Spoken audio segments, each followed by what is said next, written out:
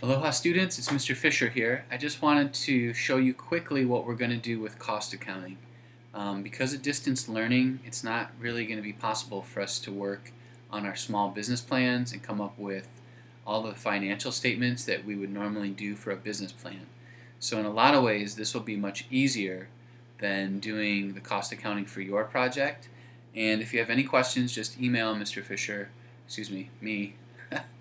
Okay, so this is a case study, and if you actually are really committed to your small business plan and you want to do the costs for your own business, just email me and I will help you figure out how we can do that. Okay, so why do businesses like to estimate their costs?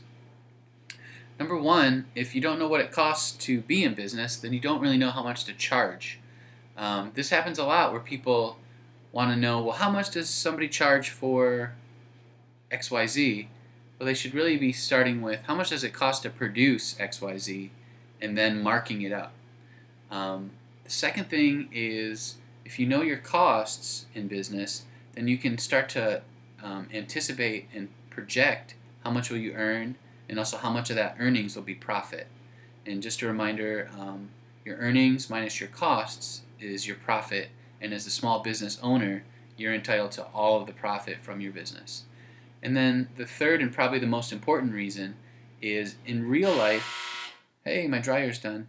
In real life, in business, usually we have to make adjustments along the way. So knowing the costs ahead of time gives us a baseline in order to make decisions like, should we extend our hours? Should we advertise more? Should we increase our prices or decrease our prices?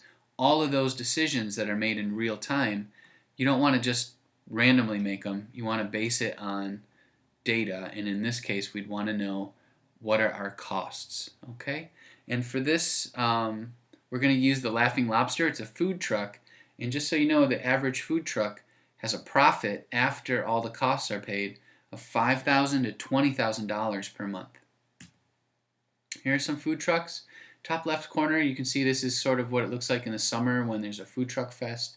On the right, this is a food truck court where basically on the weekends they set up these trucks around the edge and all these tables are there so people can enjoy some food truck food. And the bottom three trucks are from New York City, where food trucks are very common because there's so many people that when you leave your office to get some lunch, you might just grab it off the truck. Okay, so here's going to be our case study, and I'm not going to tell you the student's name, but this is from a real business plan that was just wonderfully done last semester called the Laughing Lobster, and it's a food truck, and they sell lobster rolls. That's a lobster roll. If you're a vegetarian or a vegan and you are put off by that, I understand. So feel free to switch it over to something like falafel fill. It doesn't really matter. We're just going to be doing math. But, falafel is a nice vegetarian alternative.